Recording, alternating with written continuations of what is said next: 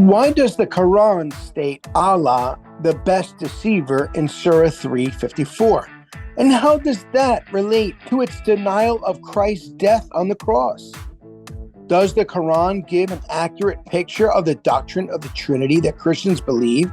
And is the Trinity important in the redemption of humanity?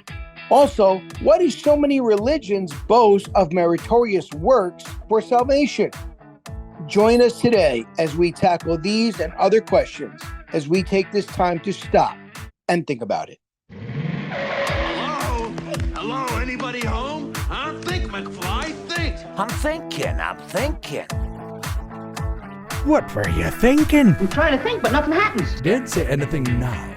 Just think about it. You're listening to Stop and Think About It, a podcast for the Christian thinker. In a day when sound biblical preaching has been replaced by man-centered entertainment, and the church has become increasingly anti-intellectual, this podcast will encourage believers to think biblically and theologically. So please join me as we get ready to stop and think about it. So here we are continuing, and there are several questions raised by Ishmael, who is the producer of this podcast. And so no doubt some of you may have the same questions or may not even realize some of these things concerning Islam, Judaism, Christianity. And so if you knew about such things, you would have questions raised in your mind as well. So one of the questions is concerning Surah 3:54, which speaks of Allah being the best or greatest deceiver. So Andrew, can you speak to us? I mean, what would a Muslim say to their God being a deceiver? Well, we get this, as you mentioned, Surah 3:54, which says, and they schemed, and Allah schemed, and Allah is the best of schemers. Now, the word schemer here in the more modern translations are going to say, it's going to say planner. But the word, as far as I understand, and everyone that I have seen and asked in the lexicons and whatnot, all say that this is referring to deceiver. Okay, so literally it would be to cheat or deceive. So literally it would be they cheated or deceived, and God cheated or deceived, but God is the best of cheaters and deceivers. And with you could do this in English with any Greek word as well. It's called context. The context is going to define the meaning of the word.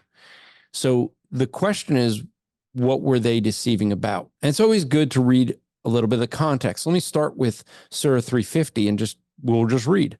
It says, and confirming that which was before me of the Torah, and to make lawful some of that which was forbidden to you, I come to you with a sign from your Lord. So keep your duty to Allah and obey me. Lo, Allah is my Lord and your Lord, so worship him. That is a straight path. But when Jesus became conscious of their disbelief, he cried, who will be my helpers in the cause of Allah? And the disciples said, we will be Allah's helpers. We believe in Allah and bear witness that we have surrendered unto him. O Lord, we believe in that which has revealed and followed whom thou hast sent. Enroll us among those who witness. And they schemed, and Allah schemed, and Allah is the best of schemers.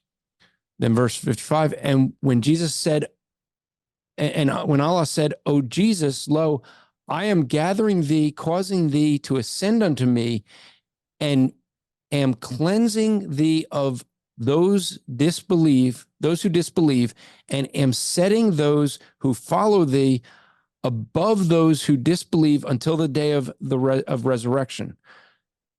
Then unto me ye shall return, and I shall judge you as within ye used to defer. So what this ends up dealing with is the thing that we mentioned earlier about this day of the resurrection. And it goes on further to explain this, but this is the deception. So he's the great deceiver in the case that he could take the likeness, and this is what it says a few verses later in 58 and 59. Well, I'll just read those. It says, "This we recite unto thee in revelation and a wise reminder, lo, the likeness of Jesus with Allah is in the likeness of Adam. He was created of the dust and he was made unto him." So the idea is that Allah took Jesus and made the likeness of him.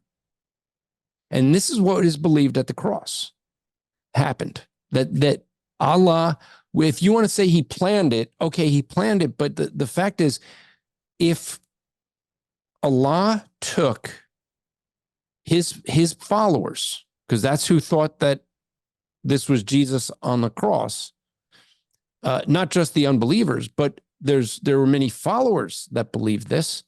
So if he took followers and makes a likeness of Jesus, what would we call that?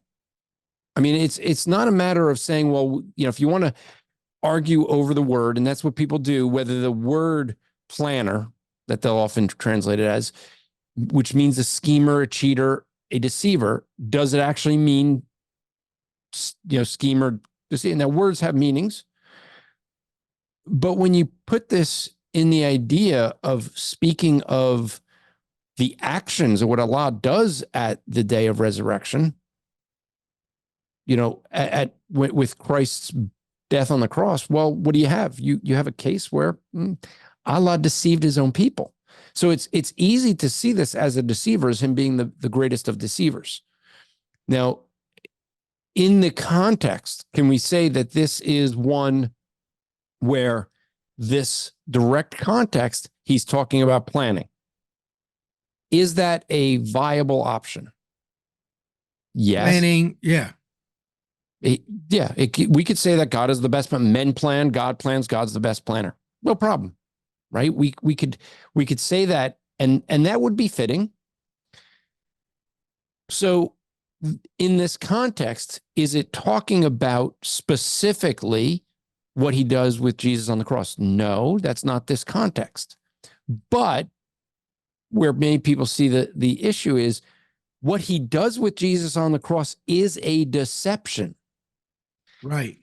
And that's the reason so many people look to this passage where when you translate it literally, it looks like it's saying that Allah is the best deceiver or cheater. Yeah.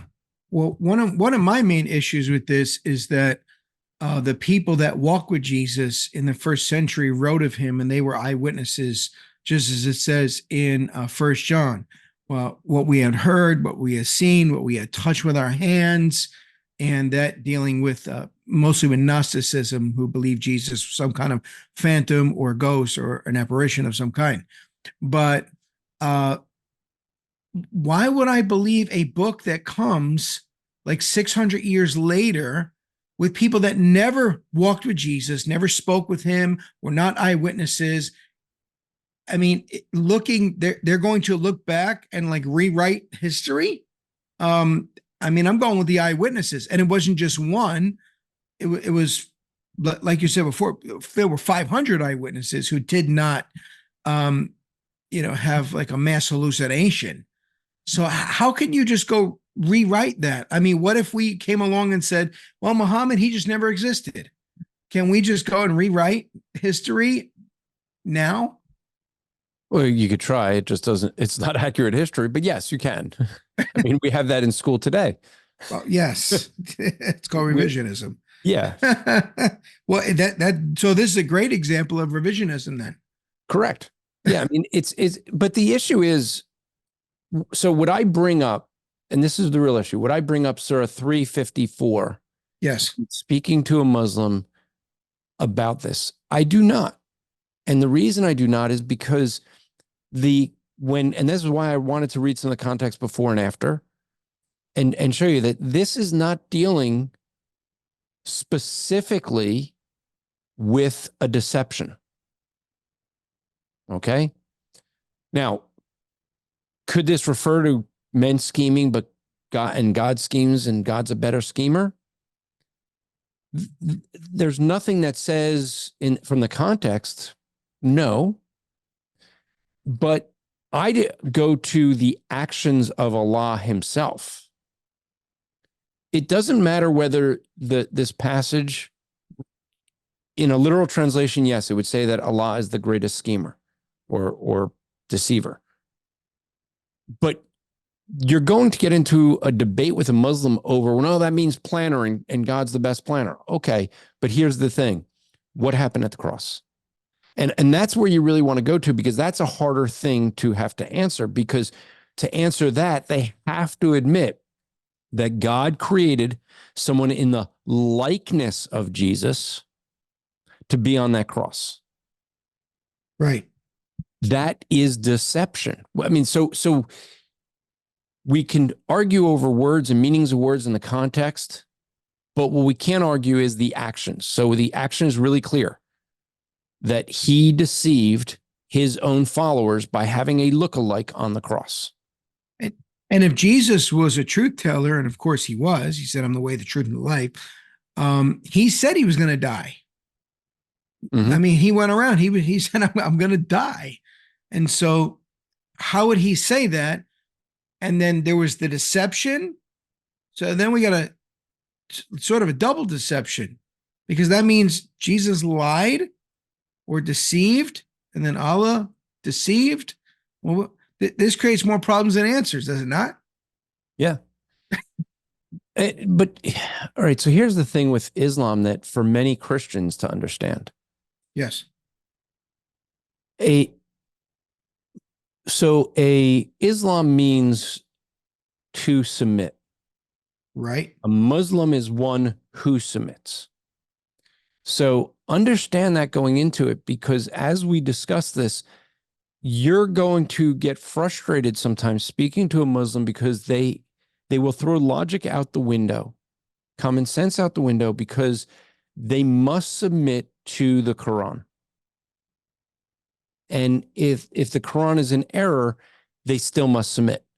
We have a similar thing, right? We submit to the Bible, but there aren't contradictions in the Bible. And that makes it very different. Like we said, when the Quran teaches that the Trinity is the Father, the Mother, and the Son, that's not what the Bible teaches. That's not what any Christian believes. So you have in Surah 5:116, it says, O Jesus, the Son of Mary, dost thou say unto men, worship me and my mother as gods? Well, we do not believe Mary is God. Even the Catholic Church that treats her like God, gives her attributes of deity, deny that she's God. Right. But Muhammad was not in touch with other Christians that would know this. So the way James White would say it is, the writer of the Quran did not know the Trinity. He would refer to the writer of the Quran. Well, who wrote the Quran? Well, we don't know if it's really Muhammad, just so you realize, because Muhammad recited these things, people memorized them. I think the real writer of the Quran would be whoever wrote the one that wrote down what Uthman accepted. And my guess, it was probably Uthman. If Uthman wrote it down, my guess is he looked at the others and went, burn those, what I said was right. Sure. Yes. I have no record of that, but that's the thing, is you look at this, that is a category error, a definitional error. And you look at when you have the logic I gave earlier, if God wrote through Moses and it was corrupted, and David and it was corrupted, and Jesus is corrupted, and Muhammad, and we don't know what the others that they claim. We don't see the textual variances like we were discussing with those other writers. But with Muhammad, the collection of it, Uthman is the source. The one who collected these is the source of where I'm going to say that there were variances. Why? Because if there was no variances, there would be no abhorrent text to burn. There you go. You made it almost logical. But see, they will throw all that out, though. You see, that's the point. No pun intended. I saw what you did right there. They will sit there and you can work through this with them, and they will just blindly follow the Quran. We do not blindly follow the Bible.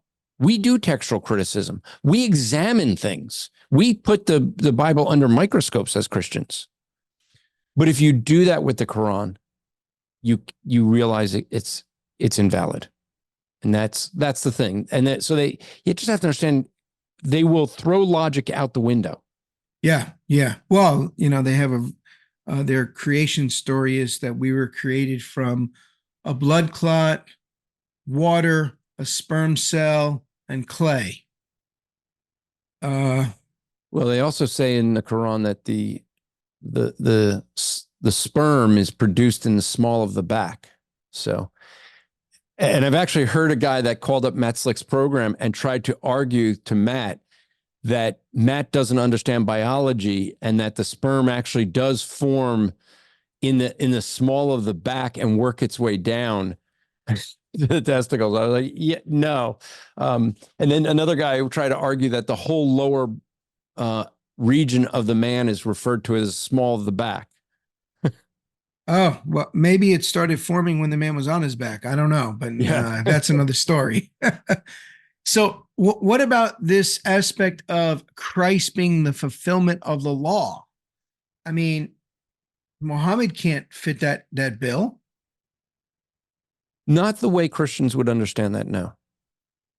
And right. So you have to understand, if Christ was the fulfillment of the law, then there are no prophets that will come after him.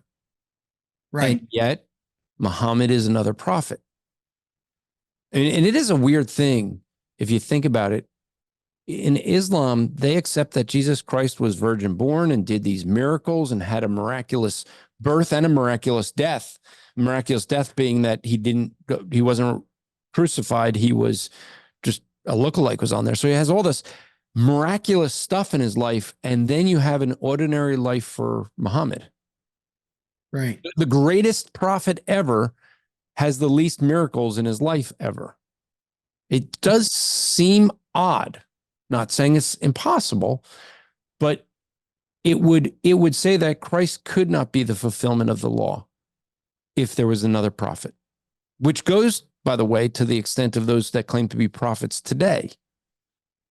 Because if you're a prophet, then you're still expounding on the law, and I would say that then Christ couldn't be the fulfillment of the law. Right. Because, I mean, there were certainly qualifications to being a prophet. Deuteronomy 18. Does Muhammad fulfill the requirements, qualifications of being a prophet of God? No. I mean, but he thought he was in line with Moses and Jonah and Jesus. But I mean, he can't even tie their sandals. And I don't say that necessarily disrespectfully, but what they spoke about and what they did is in alignment to each other. And Muhammad came out of left field and brought things in that were out of alignment with the same that he believed he was in alignment with. So, it's like if there were three guys on the Yankees and another guy came along and he's on the Mets and he says, I'm on the team, he just doesn't fit in, even though he's a baseball player, so to speak. That doesn't mean he's automatically a Yankee player, even though he might know how to throw and catch. And so Muhammad might know how to do certain things, but he's not in line with these other men. So he thought he was a prophet. He thought he was a follower of Judaism and Christianity. And what some don't know is Jewish people always pray facing Jerusalem. And he did the same. Yes, he did. Until he was rejected by the Jewish people as a prophet. And when he was rejected as a prophet, he then turned to face Mecca. Right. And that's where Muslims today will face and pray. And so that right there, you got to realize that in his mind, he really saw himself as the continuation of Christ. But then when rejected, he starts rejecting the teachings of Judaism and Christianity. And so if you read the Quran chronologically, it reads very different. People don't realize that the Quran is listed, the books are in size order, except for the first one. And so if you read it chronologically, though, it gives a different reading, because you can see where there was a lot of talk of peace in the beginning and later warfare, accepting the people of the book, and the book referring to the Jewish and Christians who follow the Bible and the Bible. Yes. To later that they're corrupted the book, things like this. So you can see historically, and I think if people read the Quran chronologically, they get a different understanding of it. I will say it's a confusing book. Sure. They say in Arabic, it is the most beautiful thing ever. I think that's a bias. I mean, it sounds really nice when they sing it, and okay, but that's not what it's where, when you're saying it's the most beautiful book ever, you're talking about the words. And Right. it is a confusing book. It's not an easy read. Yeah, no, it's not at all. So concerning the Trinity, back to that, why is the Trinity important to our redemption versus the denial of it by not only Islam, but Judaism and all the other world religions per se? The Trinity is important for this reason. It's important to have the right God. Do you need to believe in the Trinity to be saved? I would say no. Coming from Judaism, I knew nothing about the Trinity. I repented and believed in Jesus, but I did not know anything about the Trinity. Now, when I heard the Christian doctrine of the Trinity and I started studying, I had no problem with it. It is a solution to a problem. The problem is you have three individual people, Jesus, the Father, and the Spirit, that are all called God, do the works of God, have the attributes of God, and yet they're separate and distinct from one another. So the Trinity is a way of giving a definition to answer how you can have three persons in one Godhead, but they're still separate and distinct. So denying that, though, like if you understand the Bible, Matt Slick and I recently did a debate with guys that are monarchists, and so they believe there's one person, one God. And so when you know the definition of the Trinity, you understand the biblical teaching of the Trinity and deny it. That's different, because now you have a different God. You can't be saved. It's like, I always refer to this, but there's a movie the Kendrick brothers put together. Now I forget the name of the title. I think it's Courageous. But there's a scene in there that I always resonate with, where, they have this guy, I forget the character's name. I'll just say Hector. But I don't think that was it. But he was saying, hey, Hector, the guy goes to meet his buddy, and his buddy says, hey, I'm sorry that Hector never made it to your house to work on your house. And he goes, well, what do you mean? Hector's at my house right now. Oh, Javier. Javier. Okay, that's Javier. There we go. So Javier, he goes, what do you mean? Javier's at my house right now. He says, he can't be. Javier's in the hospital. Right. What do you mean? So he describes, was Javier, he's a, 6'2" thin guy. No, he's, 5'10" and, kind of pudgy, working at my house, and what was the issue? The realization that they were talking two different Javiers. Right. And so all of a sudden it becomes a problem. If you have a Jesus by a different name is not the Jesus of the Bible. So having a Jesus that's not part of the Trinity is not the Jesus that can save you. Right. Because it's a wrong Jesus. And that's why the Trinity does matter. Now, I'm not saying, and I'm trying to be clear with it, you don't have to believe in the Trinity to be saved, but you can't deny the Trinity and be saved. So there's a difference in the way I worded that, right?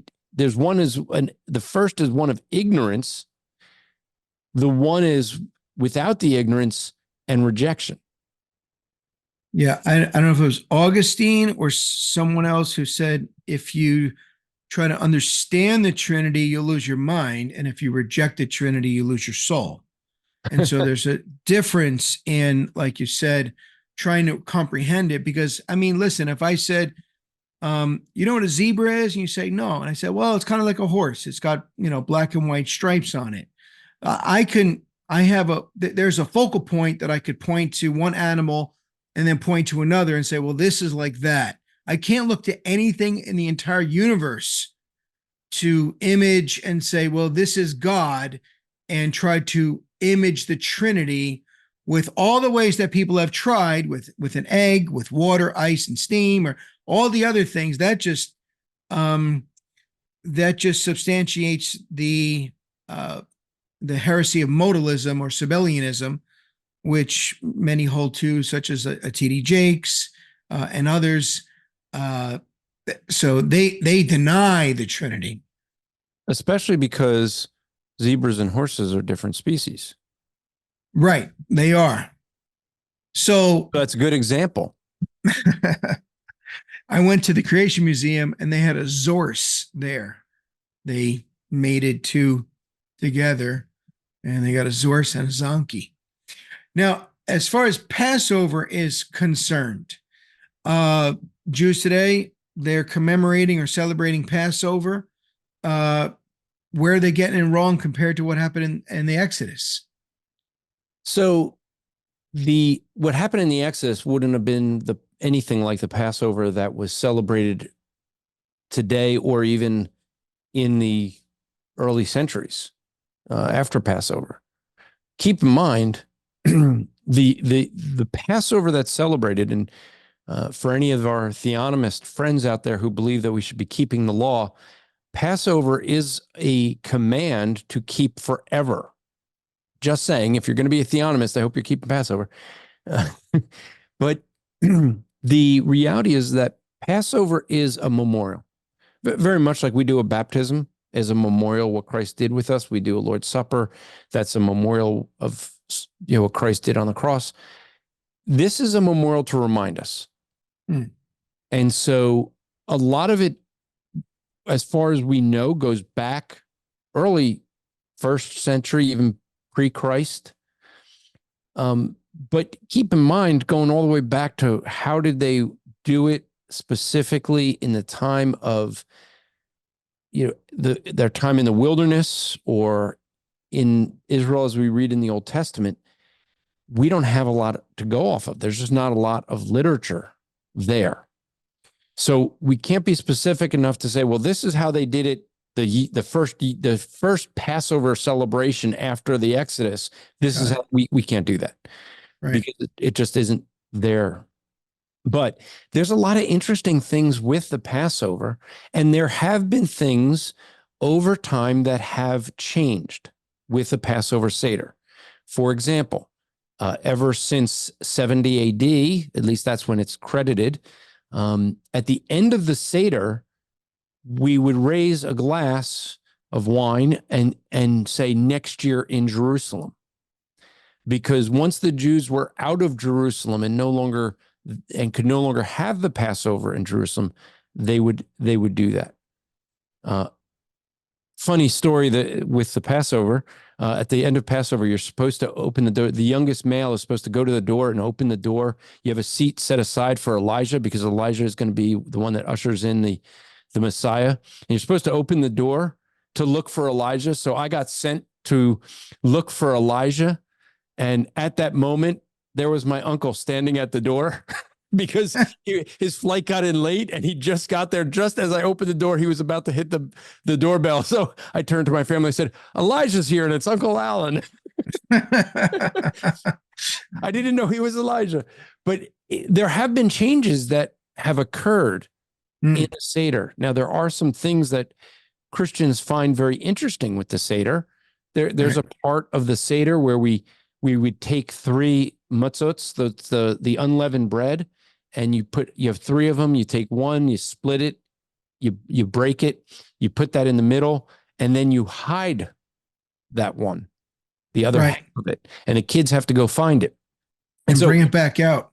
Yeah. Now it is kind of interesting. Now, is that something that we would see in the original Passover? I doubt it very much, because the word for that is afikomen, which is a Right. Greek word. And so that had to have been something that was added in over time with the influence of Greek, or at least the name of that. But where Christians find a lot of symbolism is that they see three from the Trinity. The middle one is broken. Second member. The second member broken, hidden away for a later time for the end of the celebration. Resurrection. That's exactly right. And that's how a lot of Christians look at that part of the Seder. Now, the interesting thing is I did some study into looking at the rabbi's explanation of where that started and the meaning of it. And there is not a clear understanding of where that began or why they do it. I find it very interesting. Now, is that proof that that's a foretelling of the Messiah, that he would come and he'd be broken on earth and then come back later in his second coming? By the way, the Christians who would hold to that obviously hold to a premillennial view, because to hold to that, it's that Christ would come back and be the king of Jewish people. So that would be the millennial view. But the fact is that I cannot say with certainty that is a good understanding of what happens during the Seder. And the only reason I say that is because we don't know its history. Even the rabbis don't know. Right. We don't know the meaning of it. And so it's just something that's done. And I could say, boy, there's a lot of symbolism there. It looks like it teaches up, but to say it teaches this, absolutely, I think that would be wrong. Well, it's kind of like in Luke 16, when the rich man tells Abraham, send somebody who come back from the dead to speak to my brothers. And he said, well, they have Moses and the prophets, let them believe them. And so, we have enough. Yeah. Even if we didn't have that per se to utilize. That's a wonderful parable, by the way. There's no excuse. Yeah, it is. Yeah, it is. I preached on that, called The Dialogue in Eternity. So parable or real event? I went with the parable. Amen.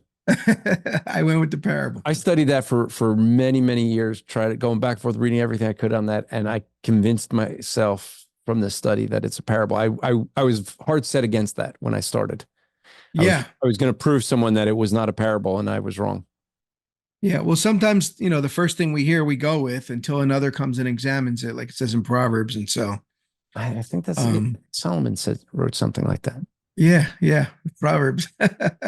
So based on your experience, do you find that there's pride in the meritorious works and sincere devotion that people say, well, I'm pleasing God, whether it's in Islam and Judaism, Roman Catholicism, and does that play a part in the way we share the gospel with them?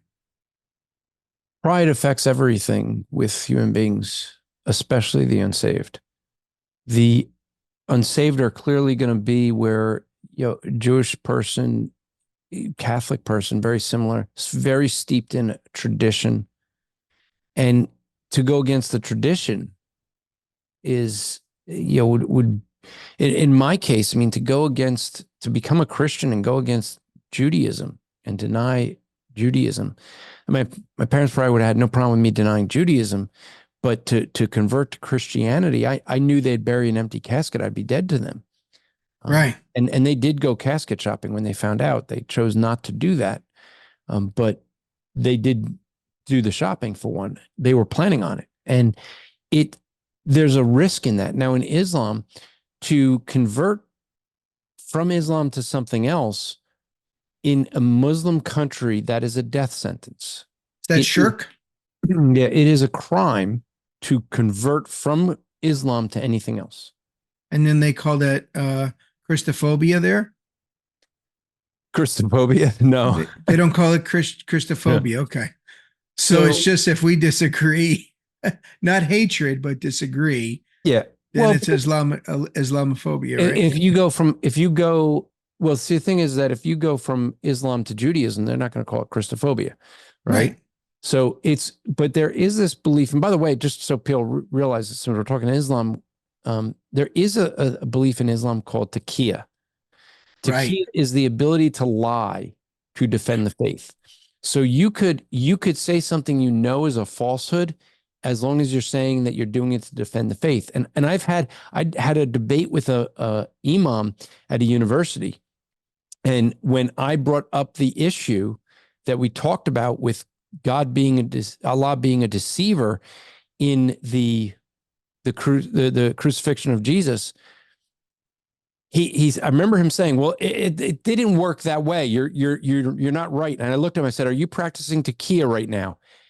And he literally stopped and looked at me and turned to the audience and says, "He understands Islam." And that's all he said. Because he knew exactly what he was doing. He was lying to defend the faith. And so what we have is we have a case where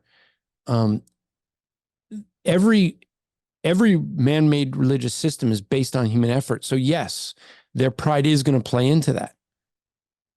But Christian, don't be too hard on other people's pride and not your own. Look, we have problems with pride in Christianity.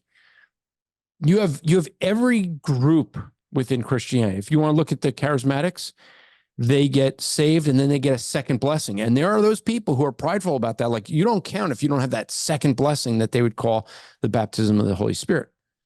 I would have a different definition of the baptism of the Holy Spirit. But then you have the Calvinists.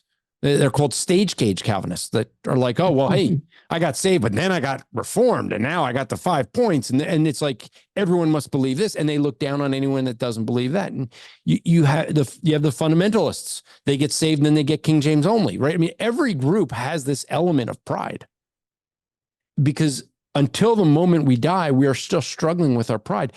So the reality is, if you don't recognize pride in your own life, that is definitely going to affect the way that you share the gospel, let alone their pride, because you have to first recognize your own pride. And I'll tell you, son, Phil, you have seen how I teach our ambassador evangelism style. But one of the things I tell is I learned to disarm my own defenses by learning to ask good questions. Why? Because I discovered I have a problem with pride. And the story I always tell with it is, I had a guy, I was in Freehold, New Jersey.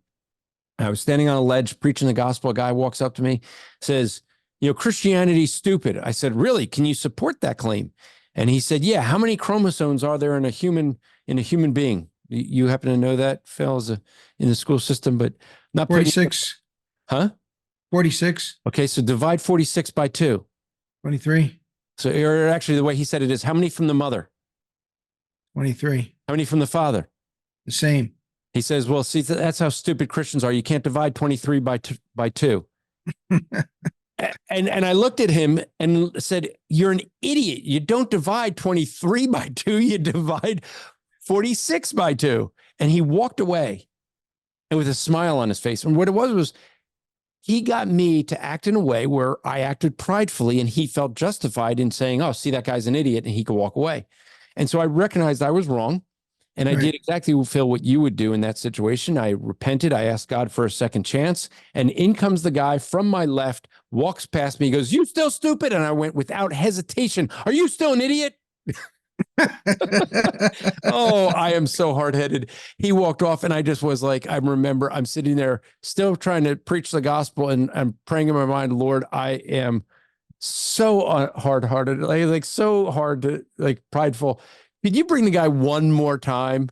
And sure enough, he did. The guy comes back from my right side, and I got off the ledge, walked over to him, and I said, sir, the way I spoke to you is wrong. I need to ask your forgiveness. He goes, well, you're still stupid. I stopped myself from saying, well, you're still an idiot. No. We could be prideful. And so, yeah, our own pride can affect the way we share the gospel. But you have to realize that for some of the people that you're going to share the gospel with, especially with like a Jehovah's Witness, where, they are absolutely works-based. They're spending their entire life works-based. To say that what they believe is wrong is to reject everything they've poured like almost every waking minute of their day in. Sure. And so it basically is to say everything I've done is a waste. Right. And for a lot of people, that's really hard to do. So yeah, it does play into it when we share the gospel. And therefore, what I recommend is know that they're prideful with that. Try to soften it. You don't attack hard on that. As Ray Comfort would say, you give law to the proud and grace to the humble. We use the law to break them of that pride, but you give grace once they're broken. So I don't know if you know Chad Williams, who used to work at Living Waters with Ray Comfort, but Chad and I were out once. He and I were just out on Huntington Beach together evangelizing. He's up on a box. He's preaching, and this guy is just being so hard-hearted to Chad. And Chad did something I've never seen him do before. He just looks at this guy and goes, "No gospel for you." And the guy stood up and looked. He says, "I was going to give you the gospel today, but no gospel for you." And the guy walked off. And it was such a bizarre thing for Chad to do. He got down and we're packing up. And I'm like, "Chad, dude, what was with that? Like, why did he?" goes, "I don't know." He goes, "I don't know what came over me. It's just like, I felt like I was throwing pearls before swine. I mean, I'm giving him this glorious message of the gospel, or wanting to, and he's just so prideful." And literally, as Chad is saying that, the same guy walks up to us. And he's now totally different demeanor. He goes up to Chad and says, "Why can't I have the gospel?" And Chad goes, "Now you can." And he shared the gospel with him. That is a great example of what Ray says about law to the proud, grace to the humble. Yeah. I think it was Spurgeon who also said, "If they don't see tears in your eyes, let them hear tears in your voice." We need to exhibit a concern, especially when you start to learn good theology, apologetics, and if you're in cage stage, bring all that together, and you could just try to win arguments rather than win the person. So sometimes I've said, "Listen, let me put my cards out on the table. I'm not trying to win this argument. I'm trying to win you." Because, I mean, what does it matter if you win the argument at the end of the day? You just, you beat them into intellectual submission. Because, I mean, we have the arguments on our side. And sometimes it's truth on our side. Right. They may make good arguments, but we have the truth on our side. Right. We have the truth, but they need a converted heart. They need a changed heart.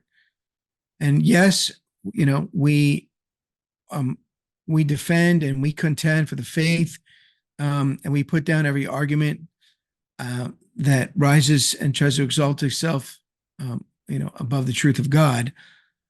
But it's not to just beat them into intellectual submission. It's that they would come to know Christ, not so that you can give the high five to your friend and say, "Look at the way I handled an atheist. Come on, high five, another one." I mean, people see that. People see that. I believe you and I spoke about that years ago as well. And if we're doing that when we're trying to share the gospel to people, then, we need to ask God forgiveness and change our own hearts, because we want their heart to change and come to Christ. Well, our heart has to change to become more like Christ. So last question, what are some good resources for witnessing to those involved in Islam and Judaism that you know? And give me another plug for your book there. Yeah, well, obviously, I'll plug my book. Yeah, obviously, What Do They Believe is a book. What I've tried to do different. There's a lot of books out there that you could read that talk about the different religions. I dealt with the major Western religions, and what I tried to do is systematize them from their authorities. So I look at what they hold to as an authority, and I'm looking at what's their authority, what's their view of God, specifically Trinity, what's their view of Christ, specifically his deity, man's sinfulness, salvation, end times. I'm looking at those things.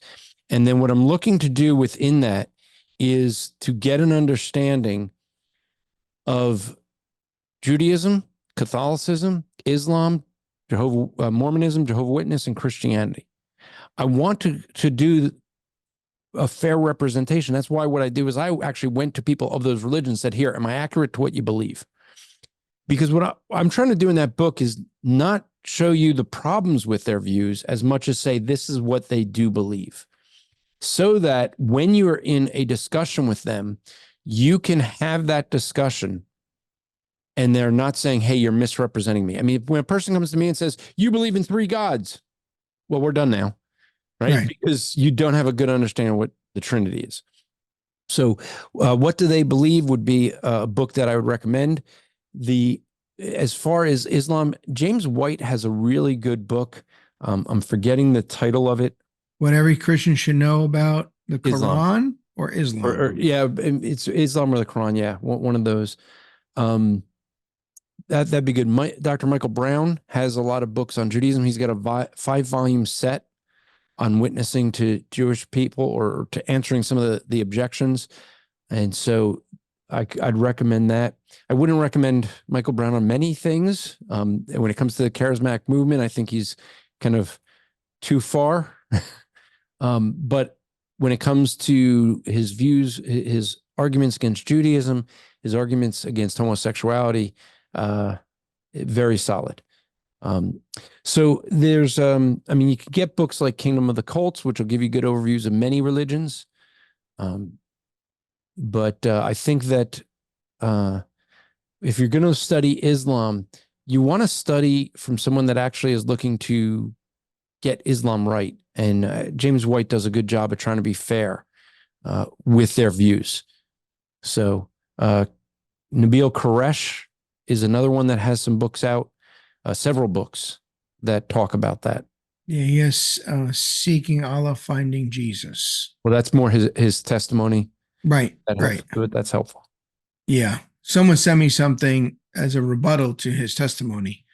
So I'm in the process of still listening to that. Maybe another resource that's not necessarily a book would be to go to carm.org, CARM.org. Yes. Matt Slick, I mentioned him earlier. He has a lot of material out there on different, not just Judaism and Islam. I don't know how much he has on Judaism. He has stuff on Islam, a lot of stuff on Islam, but he has stuff on other religions as well. That'll be helpful. But the key with anything is this. I would say when it comes to evangelism, don't rely on a book, not even mine. Right. Talk to the person that you're talking with and spend the time to ask them questions. Understand what they believe, because it's not a guarantee that what they believe is what the doctrine of their organization would believe. Well, you can have someone that says they're Catholic and they don't believe what the Catholic Church teaches. Yeah, no, that's true. You have to ask each individual. Another good series is Reasoning from the Scriptures with. That's by Ron Rhodes, and it's reasoning from the scriptures with Muslims, reasoning from the scriptures with Jehovah's Witnesses, Roman Catholics, and the like. So he has a good series.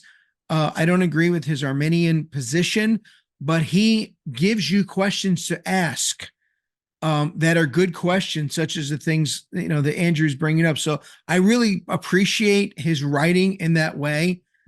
He seems to really understand what they believe. And then you're asking questions to those groups concerning what they believe. Like, how do you explain that the Quran speaks about the Trinity as the Father, Son, and Mary when Christians don't hold that? What do you say? And so you're able to ask them questions, and this is how you have good dialogue. But not only does he have questions, but I think he has the right questions. There's a difference between just asking questions and asking the right questions to really dig down into the dialogue and get down to the nitty gritty, as Nacho Libre would say. But yeah, and there's tons of other good resources out there. I think The Gospel for Muslims by Thabiti Anyabwile, although I don't really recommend his current stuff because he has seemed to have gone woke. But that book, I believe, is a solid one. And if you need any others, just email us and we could see if we could hunt down some additional ones. And be kind, be kind to your Muslim neighbors and Jewish neighbors and those of various world religions.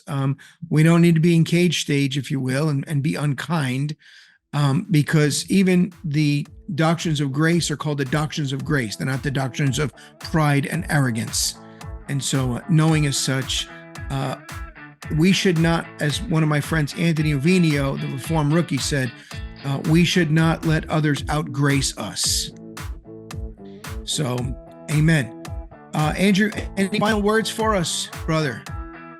No, thanks for the honor of being on your podcast. I always like spending time with you. So for folks, just remember to stop and think about it. If you would like to contact us, please email us at stopandthinkcrew@gmail.com. You could also visit our website at www.stopandthinkpodcast.com. This podcast is listener supported by generous people like you. You can give a tax-deductible donation at our affiliate ministry at www.soulfishingministries.org and click on our donate link to give securely through PayPal. Thank you for listening to Stop and Think About It.